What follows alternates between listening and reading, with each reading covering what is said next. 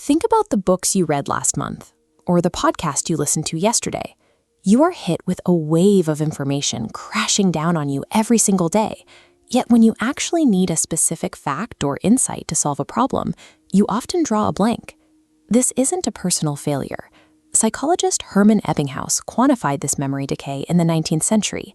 This graph visualizes his findings, known as the forgetting curve. While retention starts at 100%, within a few days it is plummeting toward a plateau of just 10%. Without a deliberate system to review notes, you lose the vast majority of what you consume. This happens because of biological limits. As you can see in this animation, based on cognitive psychologist George Miller's research, your working memory can only hold about 7 items at a time. Any new information trying to enter simply bounces off and falls away. The solution is a framework productivity expert Tiago Forte calls this second brain. We are going to set yours up right now in a 20-minute walkthrough to act as an external hard drive for your mind.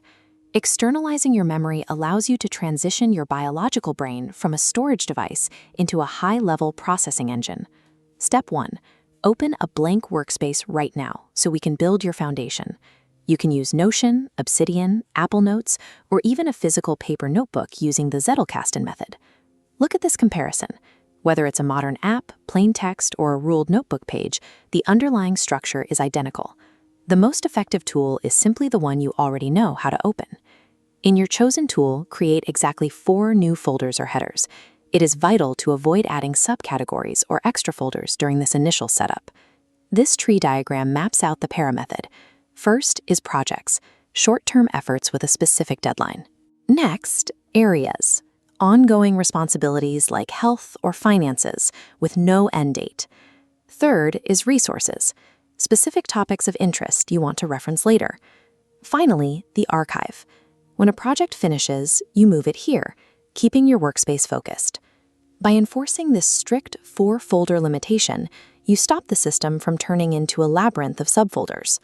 Whether you're looking for a specific invoice or a research paper, you've narrowed the starting point to one of only 4 possible locations. Now that your folder architecture is ready, let's look at the dynamic daily workflow for processing new information.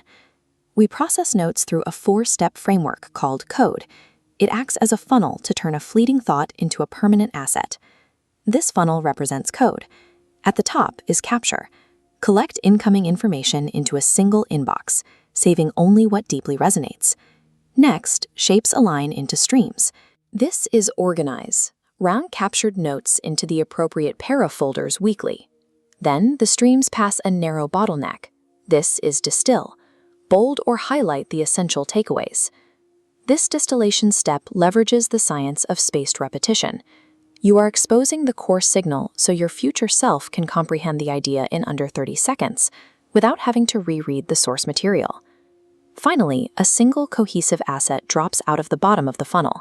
This is express. You extract these distilled notes to actively write an essay, build a product, or solve a problem.